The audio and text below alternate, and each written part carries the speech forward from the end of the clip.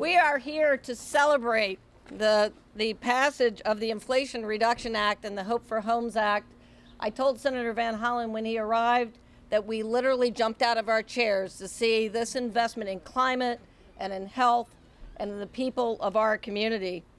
This amazing act, which includes Senator Van Hollen's Hope for Homes Act, will allow us to put money into energy efficiency, into weatherization, into job training, into health, protecting our seniors, and ensuring that we address climate change as a pathway of restorative justice to our historically disinvested communities. Today is a day to celebrate equity and to celebrate health and to celebrate truly the wonderful people who stand behind me right now. This is kind of the best looking crowd I've ever hung out with, so I'm really happy about that.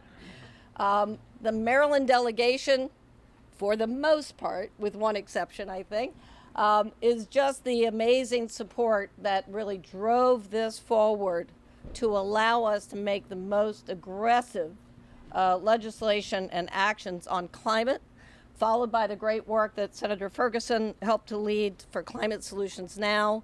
And Delegate Charkoudian has joined us today, who's also been working on that.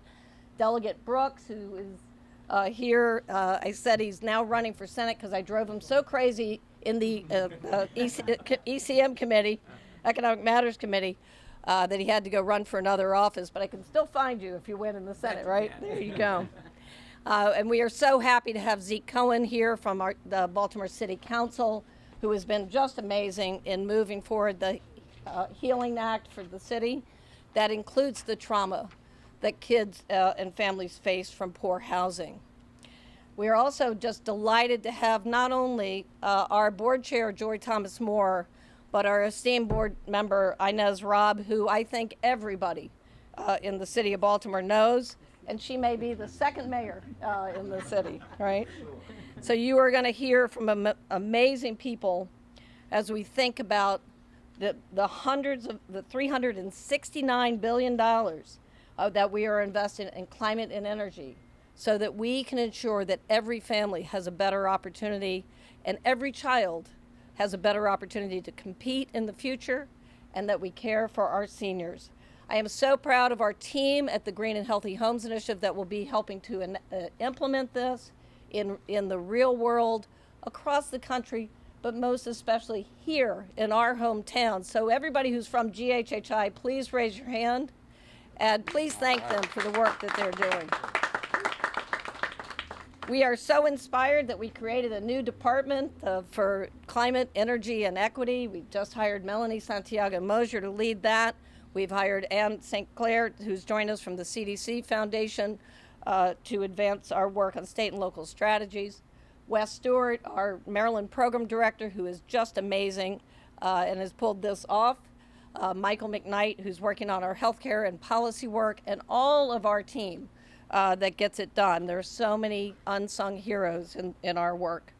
But let me not delay, and let me introduce to you my friend from a long time. I don't know if Chris Van Hollen remembers, but he was one of the stalwarts that helped us put the nation's foremost bill in place to reduce childhood lead poisoning.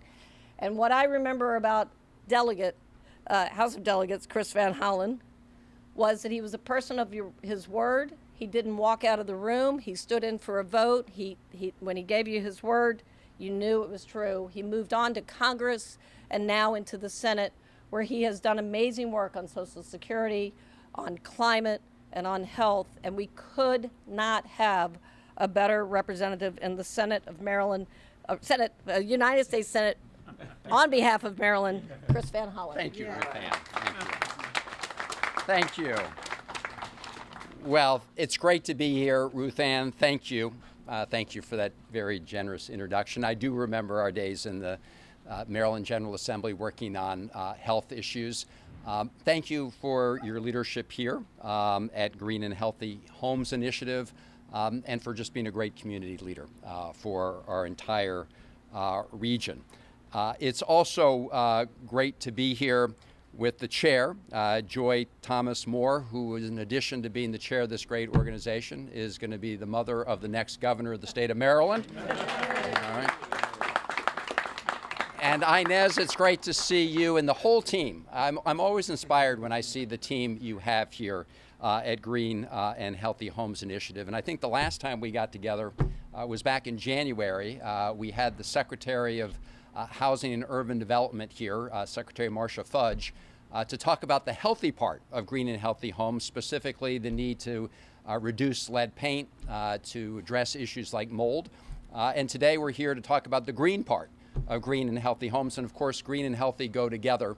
And the thing about this organization is they recognize that a home is a lot more than just a place with four walls and a roof. It is the center of everyone's life. And that's why it's so important that we focus on affordable housing and making sure it's healthy housing and making sure that we also have green housing to go with it. Senator Cardin and Congressman John Sarbanes send their best. They could not be here today. I'm thrilled that we're joined by a dear friend and a great leader in Baltimore City, Congressman Kweisi Mfume. Thank you so much for being here and for your leadership. And in addition to being a champion on all sorts of things, he was part of that very big vote that took place last Friday in the House of Representatives to pass the Inflation Reduction Act and send it to the President's desk.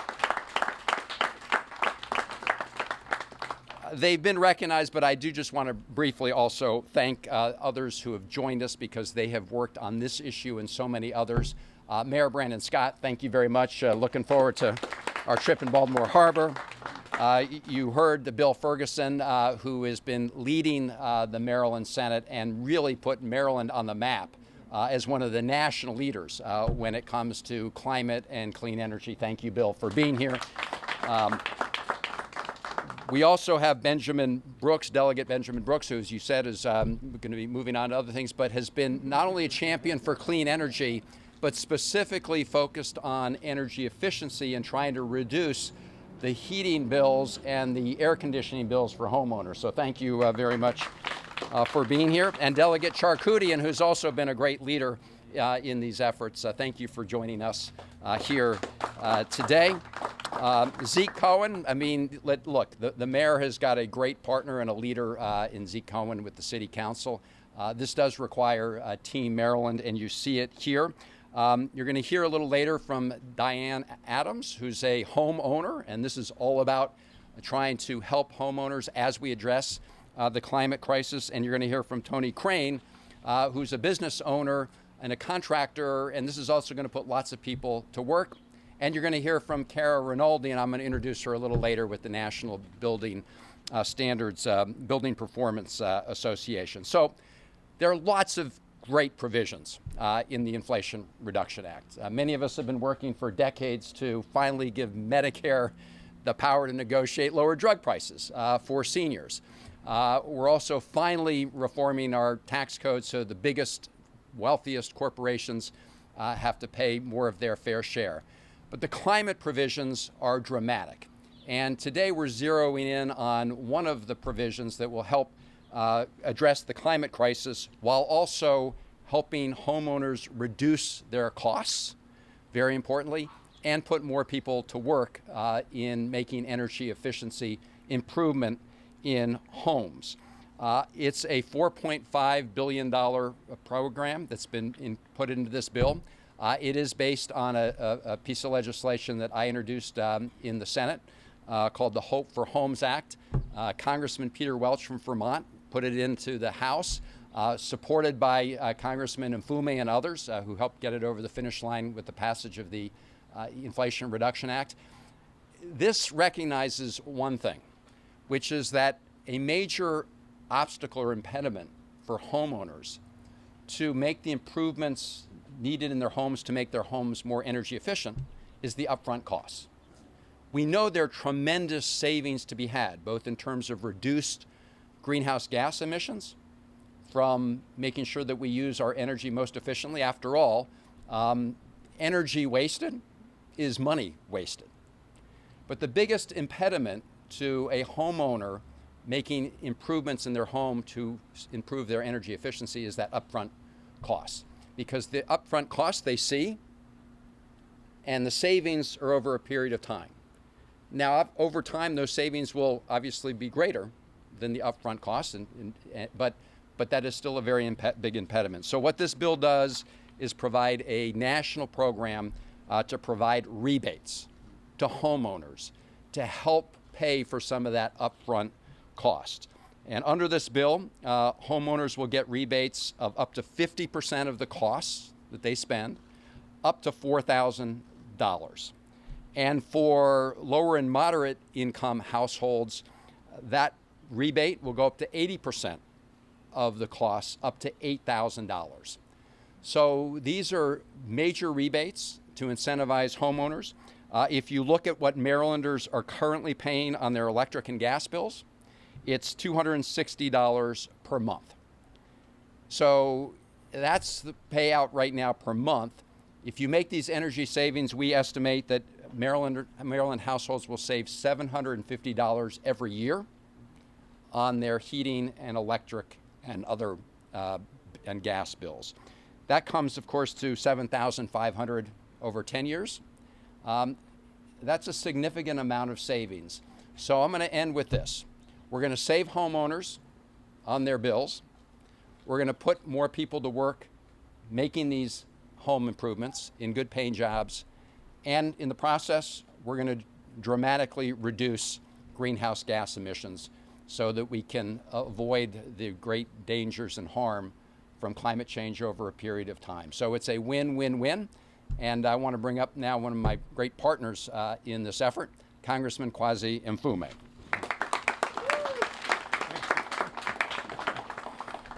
Thank you for that standing ovation. I really appreciate it. I really, really appreciate it. I can't say enough about working with Chris Van Hollen and what it has been like over these last 2 years. A very, very important partnership that both he and Senator Ben Cardin, and particularly those of us that represent the greater Baltimore area, myself, John Sarbanes, Dutch Rupersberger, have found a way to push a lot of stuff over the finish line by doing it in partnership. And so this effort, if it doesn't represent anything at all, represents the finest of that effort. And we hope that for this community, which is also known as the land of Cohen, that it makes a big difference also. Zeke, you'll get that later. Okay. I want to thank Ruth Ann. I was telling somebody earlier that she and I go back to the early 1980s when we were working together on lead paint and lead dust issue when I was a much younger man chairing the health subcommittee of the city council in those days. Ruth's heart is in this. She's the same every day, and she doesn't let up on these issues. And now that I know you've got Inez working with you, keeping you upright, and Joy Thomas Moore making sure you don't fall, I feel even better. I really, really do. Chris has said so much, I don't want to be redundant at all, except today that this is about a person's home, where you live, how you live, and how you're able to take advantage of a government that really does, at the end of the day, have a responsibility to make sure that homeowners do get the benefits of that government. Now, this has a lot in it, so I wrote down a couple of quick things. $3 billion in the larger bill for climate justice grants to communities like this all over the country. $3 billion for neighborhood access and equity grants for this community, this organization, and others like this all over the country. $3 billion more in pollution cleanup at ports, particularly the Port of Baltimore.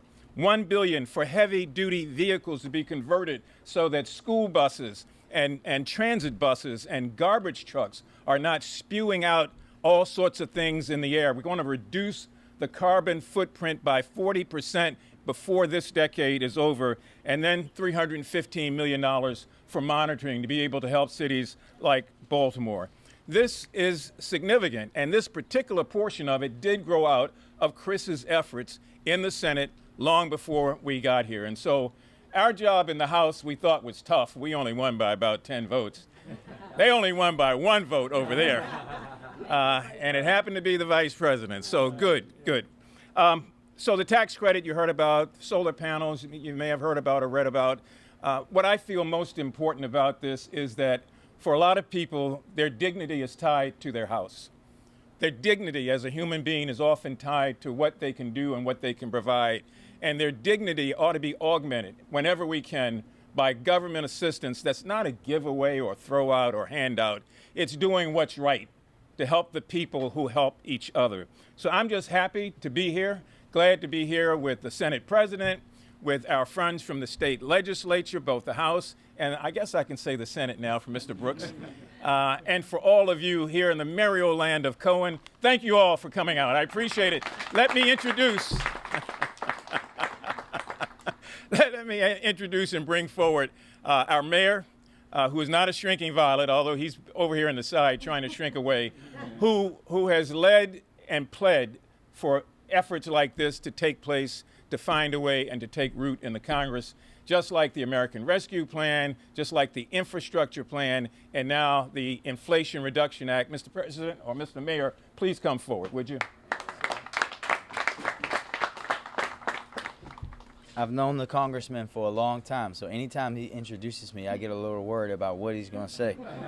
There's too many stories there, but thank you, Congressman, and thank you for all you do, and thank you, Senator Van Hollen, and our entire delegation. I always say that we have the best congressional delegation that a mayor can have. And having conversations with my fellow mayors around the country, I know that their delegation is not that.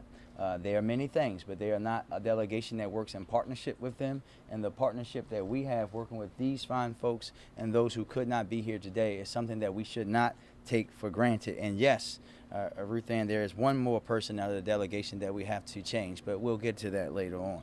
And it's so great to be here with Ruth Ann, with everyone here today, our Senate President, our councilman, of course, our delegate Senator, what we'll say today, Ben Brooks, the future first mom of Maryland. Always good to see you, man.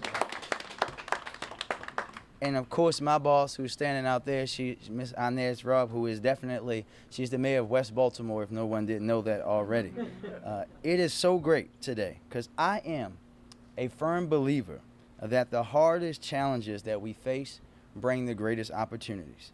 And we know the economic fallout caused by the pandemic and the ongoing things going on across the world have really forced us all to take a reset and look at where we are and think about how we're going to move ourselves forward in a more inclusive and a more environmental friendly and a more way that we're thinking about things other than today.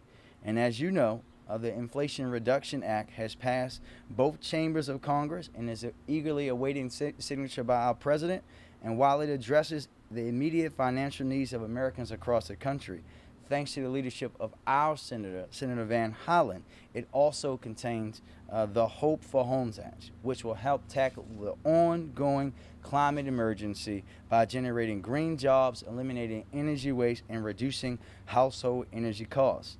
This is a win-win-win, as you heard earlier, for our planet, for our communities, and something that aligns with all of our commitment to being better for the future, to investing in neighborhoods that have been ignored, and making sure that our world is here for generations to come.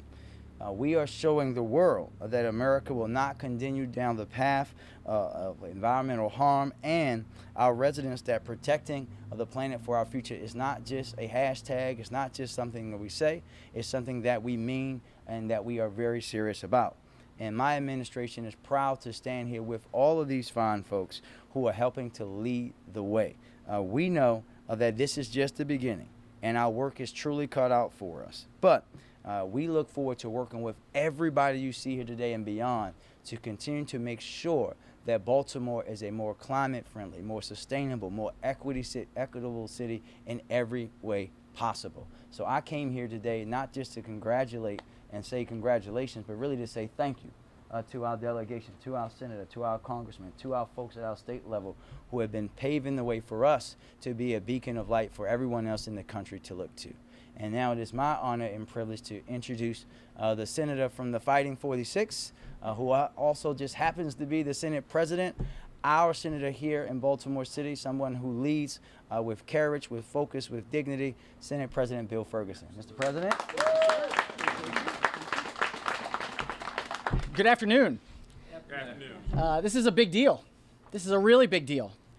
We are facing an existential threat. The threat of climate change affects each and every one of us. And sometimes it can feel too big. It can feel like, what can we really do about it? What is our role? How can we have a part? I'm here to tell you two things. The first has to do with all of these incredible folks who are up here today. Because of the significance of this threat, it can't be an individual alone. And when we think about the government response, it's going to be difficult for Maryland as a single state in one country on the globe to have an impact. But here's what I know. A little state here like Maryland can be a leader for the world. How do we do it? We do it by having federal leaders who stand up and say, this is a threat that we must address. We have state leaders that say, we're going to do our part. We're going to set ambitious goals. We're going to find ways for people to get involved. And then we have the folks at the local level who get it done. That's what is represented here today by the folks in this room, the government officials, is that this existential threat that we face with climate change can be mitigated, can be affected, can be reduced. It's going to take collaboration and coordination, and that's what today is representing. Second point, a lot of times, because when things are so big, it's very difficult to really see your place. Here's why the Inflation Adjustment or Reduction Act and this particular program, the Hope for Homes program, matters, is that people want to be a part of a solution. And as Senator Van Hollen pointed out, and Congressman Mfume as well, they want to be a part of the solution, but sometimes it just costs too much and it feels too hard. This bill, what this bill allows, in partnership with the Climate Solutions Now Act at the state level, is it puts money in homeowners' hands and says, be a part of the solution. And I can guarantee you they will. I am so incredibly thrilled to be here today on behalf of the General Assembly to say that we can solve these big problems. When we come together and we believe in a better tomorrow, this is what it looks like. So thank you all. Thank you for being here. Thank you to my partners, the mayor, councilman, my fellow delegates in the House of Delegates, and soon to be my partner in the Maryland State Senate with Delegate Brooks. This is an important moment that is worth celebrating because it's proof. It is a proof point that we can get stuff done here in Maryland that impacts the globe. Thank you all, and I am so pleased to introduce my soon-to-be colleague. I know everyone has heard there's a primary, the general. I don't think there even is a general. The soon-to-be the newest state senator in Maryland, but currently the delegate from the 10th District, Delegate Ben Brooks. Oh, all right. Good afternoon, everyone. And first, thank you, Mr. President, again. Senator Van Hollen, Congressman Mfume, Mr. Mayor, my colleague here in the House, and all the other great members up here. It's certainly a pleasure to be with everyone this afternoon. You know what? This is a great day. You know, when I first heard the term IRA, I was thinking about an investment. But the Inflation Reduction Act, we needed that. And also, Hope for Homes.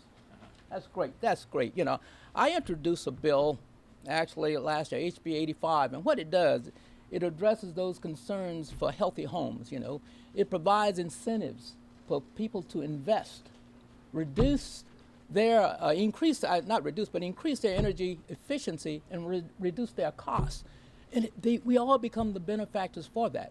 There also was a bill that I introduced called the Passive Home Bill, and what this bill does, it allows you to reduce your energy usage by 90%. You know.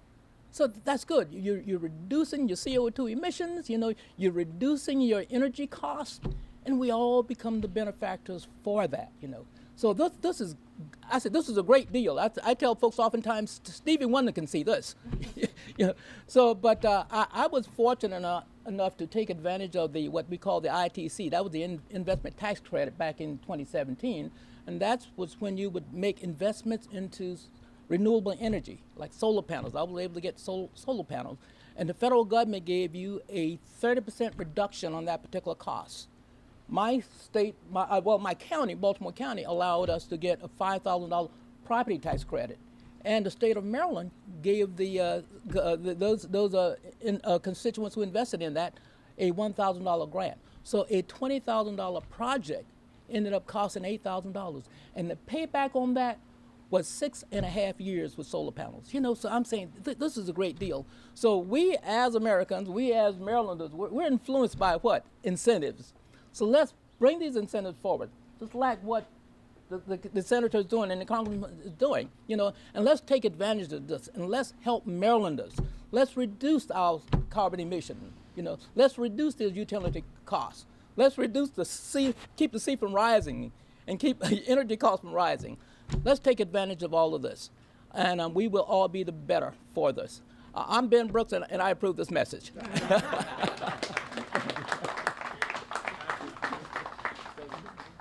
Oh, I'm sorry. Oh, who's up next? Oh, now I'm sorry, I forgot. Norton Adams, please.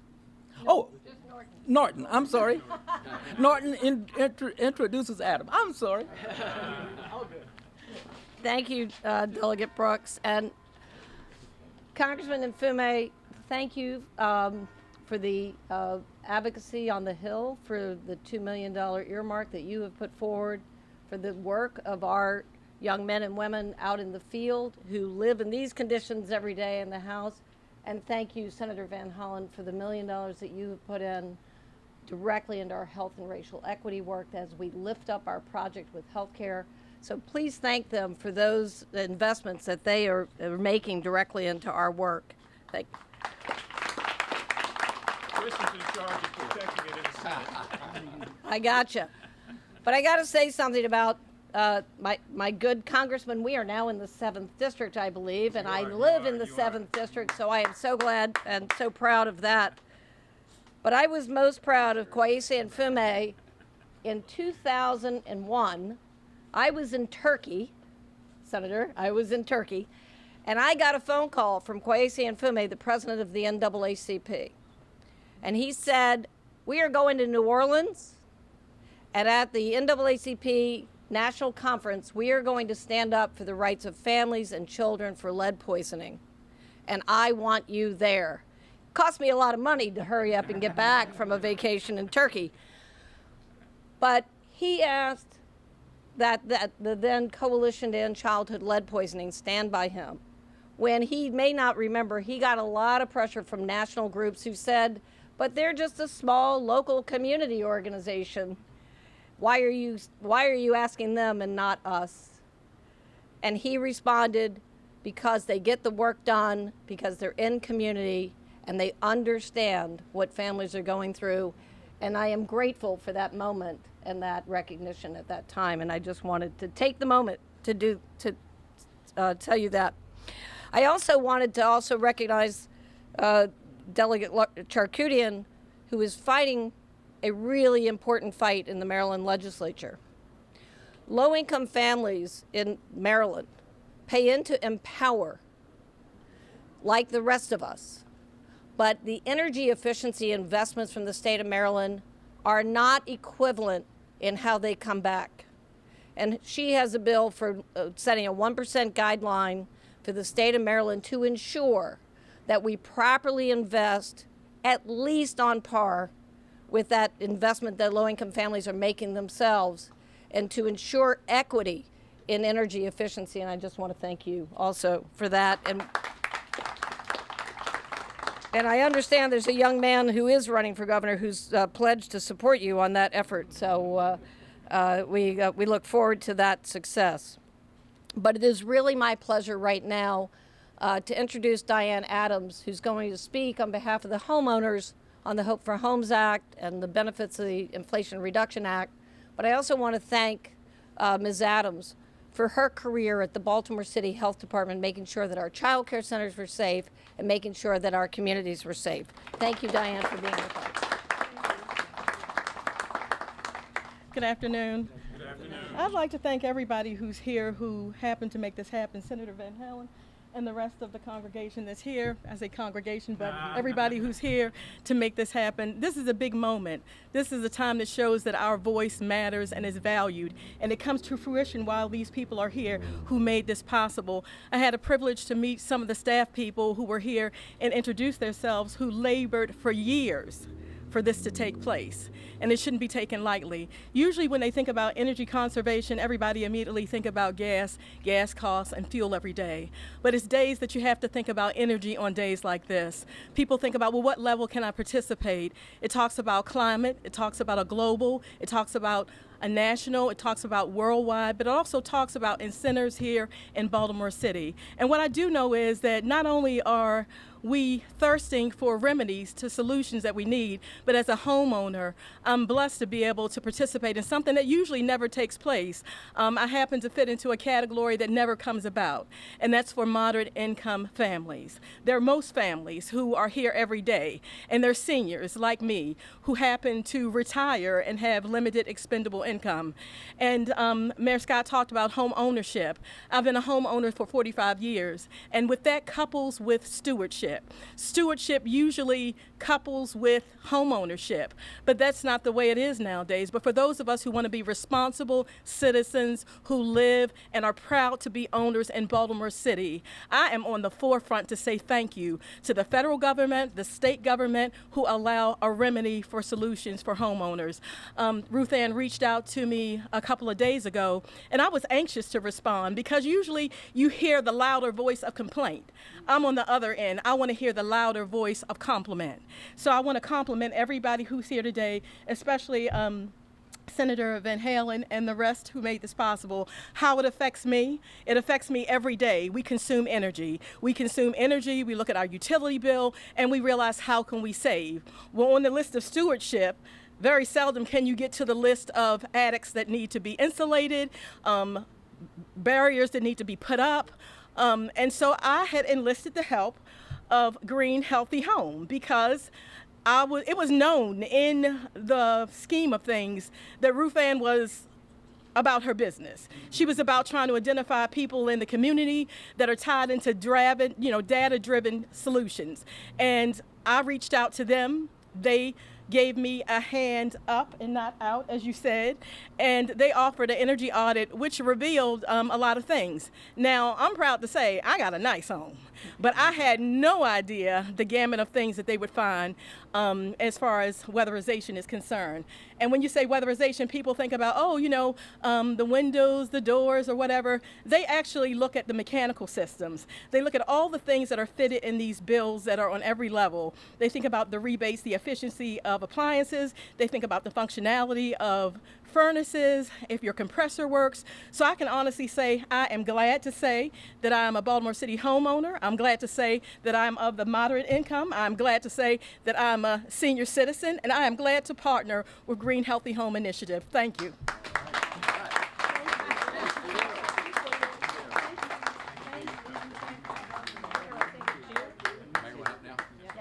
Thank you. Well, Ms. Adams, thank you for that and for talking to us about exactly how this makes an impact on a homeowner and the fact that homeowners can not only save money but help us save the planet at the same time. So thank you for that. And now I want to bring up and introduce somebody who's been working to pass this provision for a very long time. I've known her for years and years. She's a dear friend. Her formal title is Vice President of Government Affairs at the Building Performance Association, where she works with folks who are involved in building around the country, trying to make sure that we make them more energy efficient, because buildings are a major contributor, if they're not efficient, to greenhouse gas emissions. So that is her formal title. But she has been tenacious. She is somebody who's put her heart and soul in working with people like Tony Crane, who you're going to hear from, contractors, to come up with a plan and fight for the resources to get this done in Baltimore, in Maryland, and around the country. So let me bring up Cara Rinaldi to talk a little bit about what she does and introduce Tony. Thank you.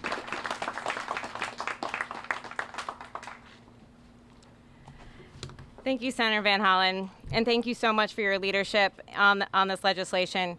I know you fought hard to craft legislation that would benefit Marylanders, and I am so proud to be here with you today. The Hope for Homes Act has the potential to fundamentally change the nation's residential housing infrastructure by advancing two complementary initiatives to support energy efficiency and jobs while addressing climate change. Improving the performance of America's 142 million housing units is a critical step in addressing the climate crisis. Residential buildings were responsible for at least a fifth of energy-related CO2 emissions in the U.S. in 2020, but we're not going to address those emissions unless we help homeowners upgrade their homes and help contractors learn how to do those upgrades to maximize energy savings. This is why Hope for Homes is about energy efficiency and carbon reductions. Over 1.83 million Maryland homes are in need of energy efficiency upgrades. The Home Energy Savings Rebate Program in Hope for Homes will provide state energy offices some $4.3 million in rebates to help homeowners pay for the needed energy retrofits based on the amount of energy savings that the retrofit achieves. So that means the more that a homeowner saves, the more rebate that they will get. And this empowers consumers like Ms. Adams to make clean energy choices and be a part of the solution to our climate problems. This is why Hope for Homes is also about jobs and creating good green jobs. The HOPE residential training program, which is an additional $200 million in the IRA, provides grants for workforce training. These grants will allow businesses to hire and to invest in their employees and undertake deep energy savings retrofits with cutting-edge technology. And it will train them to do that. Energy efficiency jobs are, by their very nature, inherently local and cannot be offshored. And energy efficiency is the largest energy sector in Maryland, employing over 65,000 workers. Thanks to Senator Van Hollen, Hope for Homes was also paired with electrification rebates, together equaling $9 billion. This will translate into, through the formula of the state energy offices, $150 million for Maryland. That's $150 million that will stay here to provide rebates and training opportunities for homeowners and contractors here in Maryland. Hope for Homes will drive demand for energy efficiency and create local jobs, acting as economic stimulus while also helping to decarbonize the country's housing stock. I want to again thank Senator Van Hollen and his incredible staff for their leadership. And now it's my pleasure to introduce Tony Crane, who is a co-owner of Efficient Home, a Maryland-based home performance weatherization contractor who knows a lot about how to make these upgrades happen. Thank you. Thank you, Kara. And Ms. Adams, I know you said you're retired, but it sounds like you learned a lot from that audit. I need some help, so maybe we can work out an employment agreement. I don't know. Hey, y'all, good afternoon. My name, as Kara mentioned, is Tony Crane. I'm one of two co-owners of Efficient Home. Efficient Home is a Maryland-based general contracting company. We've provided weatherization services to residents of Maryland for 15 years. Proud to say we currently employ 30 people, and gentlemen, we are so excited about this program. We're excited about the opportunities it's going to present, not only for businesses like mine, but for so many residents in the state that are going to benefit from this.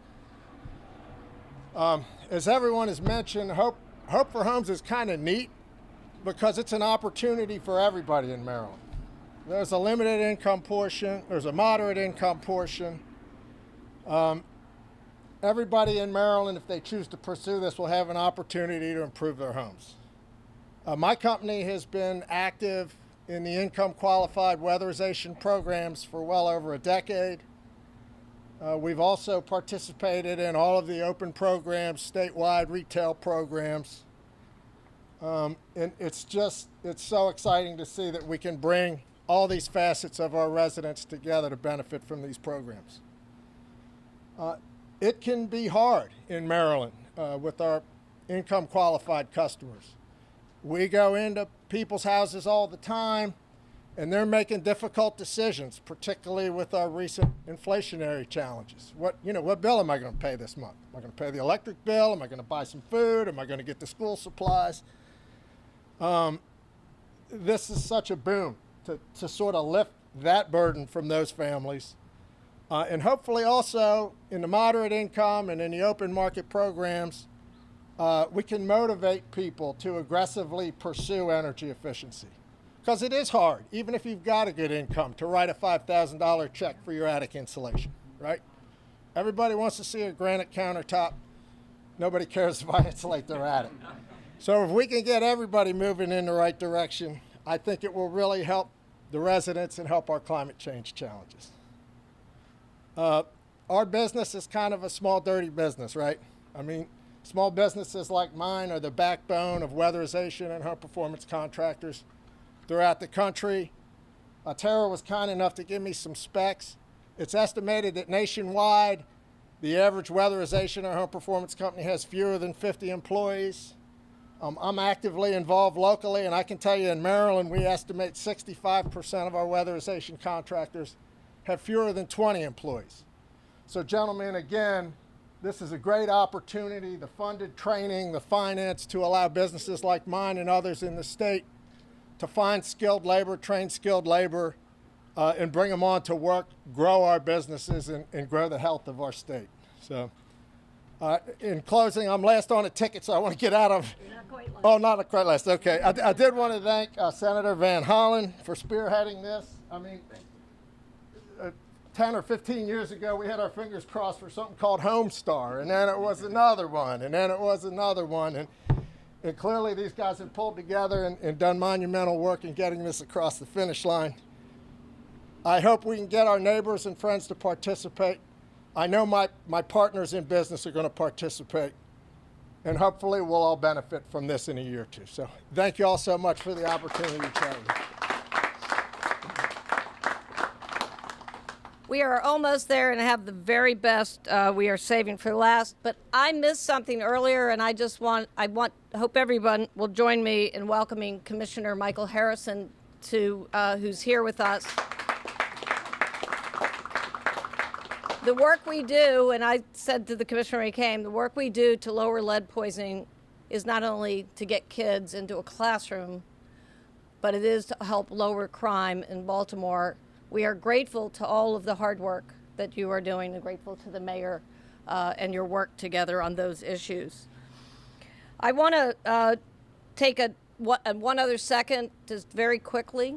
When we talk about the money that on the Inflation Reduction Act, the Hope for Homes Act, the Climate Solutions Act, if you are in the community, especially for our low-income communities and our lower wealth communities, at GHHI, we perform the weatherization, lead reduction, asthma reduction, help with fall prevention for our seniors and children.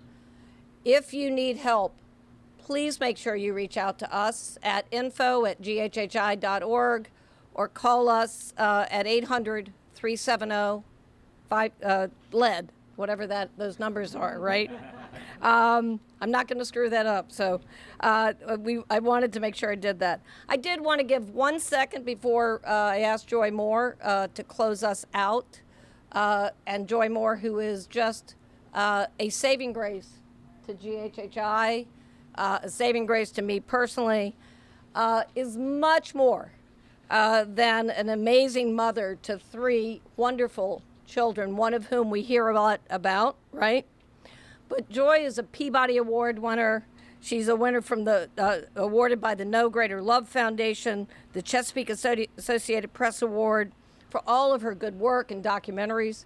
She was head of communications at the Annie E. Casey Foundation, which is where we met. When we were lifting up the Green and Healthy Homes Initiative from the Coalition to End Childhood Lead Poisoning, Joy produced a video on our work. But she's also a New York Times best-selling author. For those who don't know, go out, buy it now. The Power of Presence, which is a wonderful book about single mothers and being in your child's ear even when you're not with them. And I think her children reflect the great work that she has done. But before I bring Joy up, I want to give Laura Charcuti a moment to say a few words for her great work in our legislature. Good afternoon. It's my honor to be here to thank our congressional delegation, Senator Van Hollen, and all the people who worked so hard. I do need to just take a second to say that Kara is also my constituent, and I'm so proud and so grateful for all the work you've done. Green and Healthy Homes is tremendous in terms of a national presence, articulating the connections between energy efficiency and health, saving the climate and saving our bodies and saving our children and saving our neighbors. And so I just want to say I've spent, in my thank you, I need to tell you, I've spent the last several weeks going through what this bill entails and, you know, flipping the next page and being like, oh my gosh, and we're going to do this in Maryland, and that's going to help with our offshore wind work and our transmission, and every time you turn the page, there's more and more we're going to do in Maryland. So we got our work cut out for you, and I'm looking forward to working with my colleagues in the House and the Senate to really harness all that this bill includes for so much of our climate work, in addition to our transportation and health, the Medicare and the prescription drug pieces. But I want to highlight one piece because I want to invite everyone here. Many of you are already working with me on this equity piece, but I do feel like it's really important to highlight this one piece, which is, you know, when we talk about what is it that we need to do for climate change, right? I mean, the crib notes are electrify, energy efficiency first, electrify everything, clean up the grid, right? And what the Investment Reduction Act does is all three of those things. And Hope for Homes itself has efficiency and electrification, which are crucial for where we need to go. But the other thing it has, which is really important for the state of Maryland, is equity.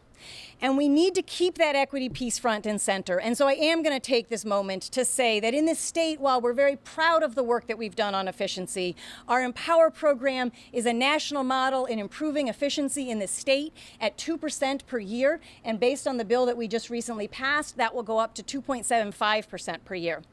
But when we break out the low-income homes within that 2% per year, the numbers are closer to 0.1% per year, 0.2% per year. A couple years back, 0.04% per year.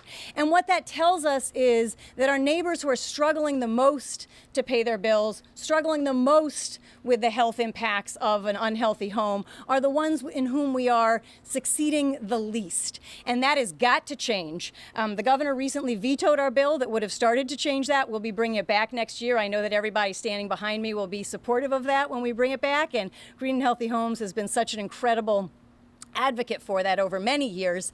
But this IRA bill, this Hope for Homes component of it, will be a really important piece because we're not only going to be able to close that gap, I believe that we're going to be able to surge forward so that our investments and our improvements in low-income housing is actually going to be even better. It's going to double down on and be some of that restorative justice that our communities deserve.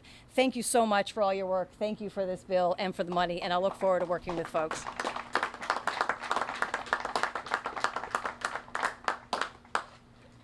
Wow.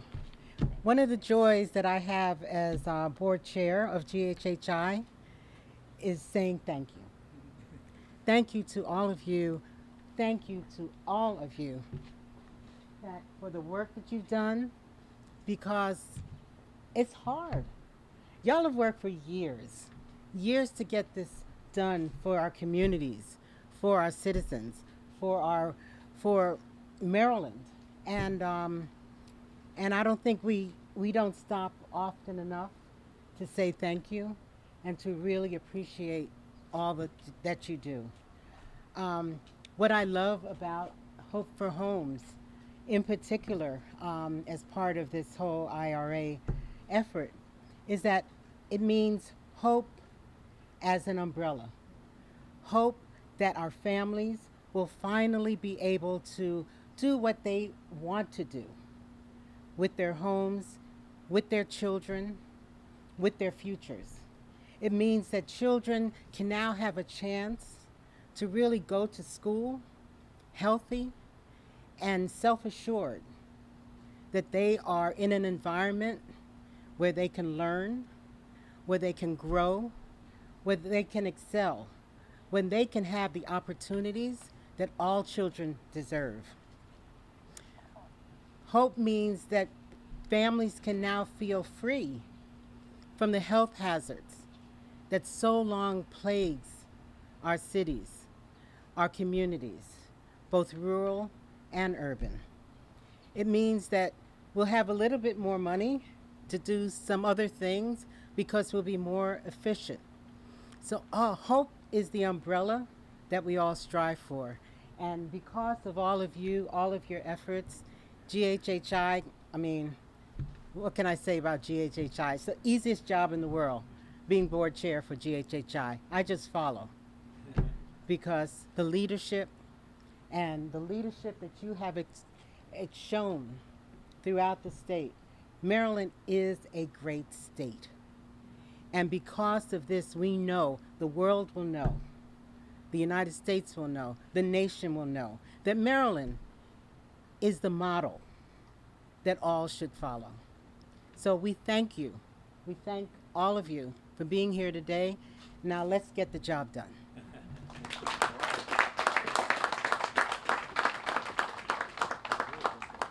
Thank you, each and every one of you. I love you, and we love you, and we are grateful. Do we have any questions for anyone up here from the press or from the audience? Anybody have a question?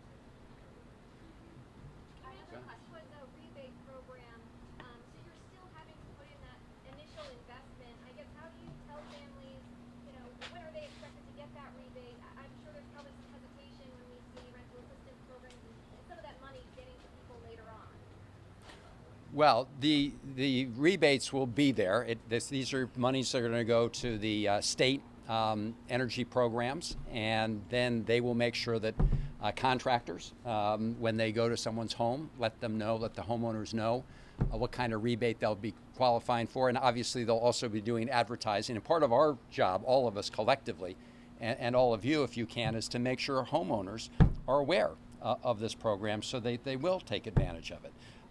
The rebates are scaled based on the extent of energy efficiency improvements, and also it does have that equity, very important equity component for lower and moderate income households.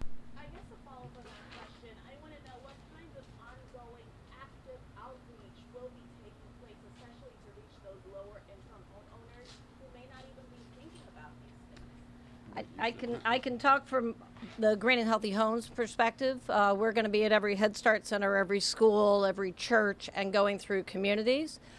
We are also launching through a health and racial equity project in East Baltimore, a 1,000-home concentration effort that we're going to be lifting up to show the savings, how we're investing in equity, how we're creating healthcare savings. But it's going to happen through social media. It's going to happen through webinars. It's going to happen through door knocking and mailing and all of the traditional work. And I want to just be very clear that it's not just, the Inflation Reduction Act is not just about rebates. There's lots of money for grants, for workforce development. And I know that the mayor and I will be teamed up like crazy to make sure we get every single dollar in Baltimore. We'll team up with the state to make sure we get every single dollar we can in Maryland. To fight for that money for our communities and to make sure our lowest income communities know about this. I'm very blessed to have folks like Inez Robb on the board and others, but it's staff that's going to be out there with a lot of shoe leather and a lot of elbow grease. But we're asking, the point of having a press conference is to have you all help us amplify that, right? I guess. I mean, I hate to say that. Sorry if that wasn't so well articulated, but we need everyone to reach out. You know, I was thinking about today, probably half of you may be sweating out of your clothes like I am up here. Our guys are in the field, right, doing work like this.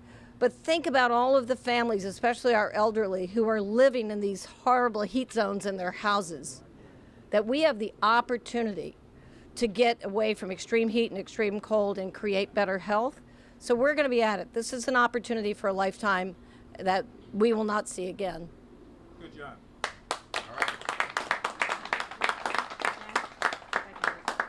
Sure.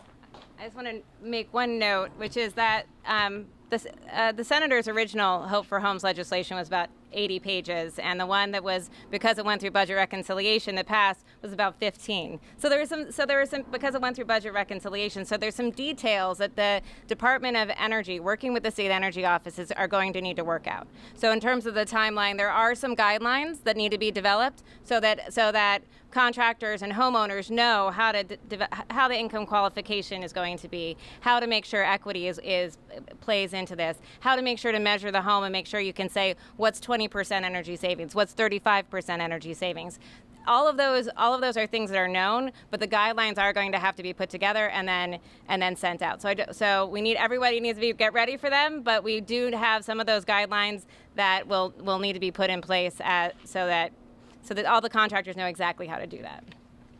You had another question. And can you say where you're from when you're asking a question, please? Sure. Mallory Sopastic, WMAR News. On the topic of inflation, Maryland families need their SNAP, their TCA benefits. We know those benefits are being stolen, more than $344,000 so far this year. The state says they can't use federal funds to reimburse, and they don't have any state money allocated for this purpose. So what do you tell those families who now can't afford to feed their families or pay their rent because someone beat them to the ATM? Yeah, look, thank you for your coverage of this issue. I think it has been one of the, unfortunately, undertold stories of what we are seeing happen as a part of the post-pandemic. Thanks to our federal partners, we saw enhanced SNAP benefits, particularly in the summer months for young children. And so we had families who were making ends meet because of these federal food benefits. What we've recently learned is of this ongoing scams to get ahead of debit cards, and we have hundreds, if not thousands, of Maryland families who are losing out and can't be reimbursed. That's issue number one. The second issue is that since the qualification criteria has changed post-pandemic, is that we have huge drop-offs in the number of qualified families. Whether or not that's because they are no longer qualified or because they didn't fill out a piece of paper is unclear. And it's something I know that the Baltimore Banner recently did a very long-form story on. The Senate of Maryland will be doing a hearing on these two specific issues in September. We want to make sure that we get the facts, but what we know is that these are the most vulnerable families in Maryland, and it is unacceptable that what we are seeing happen with their benefit acquisition and the money being stolen from them. We should be doing more events like this, targeting our low and moderate income families, less hearings required for when it seems like government has failed to uphold its end of the bargain to make sure that those who need it get what they need to survive. And so appreciate the WMAR's work on this as well as the banner. This is a really critical issue, and we're going to be diving in deeply after Labor Day in the Senate. One more question if there's any more. Good job, everybody. Yes, ma'am. And thank you, Melanie, for being here. I'm Melanie. I'm actually a homeowner who's invited here. Thank you so much for the presentation. I was just wondering how this connects with the initiatives that you already have, like lead abatement, helping homes. Is this something that will be, I guess, knowledgeable to homeowners? Like these are the action programs we have available. I know that I kind of received this information by word of mouth. I had a friend who received these benefits, and then she told me. However, I would have never known. In addition to that, I don't think I would know about certain initiatives such as this if it weren't by word of mouth. So how would all of this connect and how would this Well, I'm very happy for the word of mouth because when people share that with their neighbors, that's an important part of a communication, right? But from a Green and Healthy Homes Initiative standpoint, the reason we became Green and Healthy Homes is because we were doing lead work over here, healthy housing work over here, and energy efficiency over there. And in fact, we were making houses lead safe and healthy, but people were still moving because the energy cost, right, and the energy drain. So we brought that together to align these resources together. So the way we go about it is that there is a comprehensive assessment in the home, and we look for all of those things together and then work to braid those resources and coordinate the intervention on the ground. And in fact, it's not only great for homeowners, so you don't have to be, and for renters as well, searching to figure out if you're 200% of poverty or 80% of median income, but that we are doing that work kind of behind the scenes after the assessment to do that. So that's one critical approach. What we know is when we do that, and we do it well in a lot of cities around the country, we save city government up to 25% by not having duplicative costs, right? We also, contractors start at $4,000 to $8,000 higher by being cross-trained. So there's a real benefit. And so we will look at these resources in light of the lead hazard control resources from the city, the weatherization resources that exist and that are coming from the Building Bipartisan Infrastructure Act. And we will work with the family and resident and owner to weave that to get the most done. We have a whole house approach, a holistic approach to do that. But thank you for your question, and thank you for your neighbor. I appreciate that. All right. Thank you. Thank you all very much. Thank you.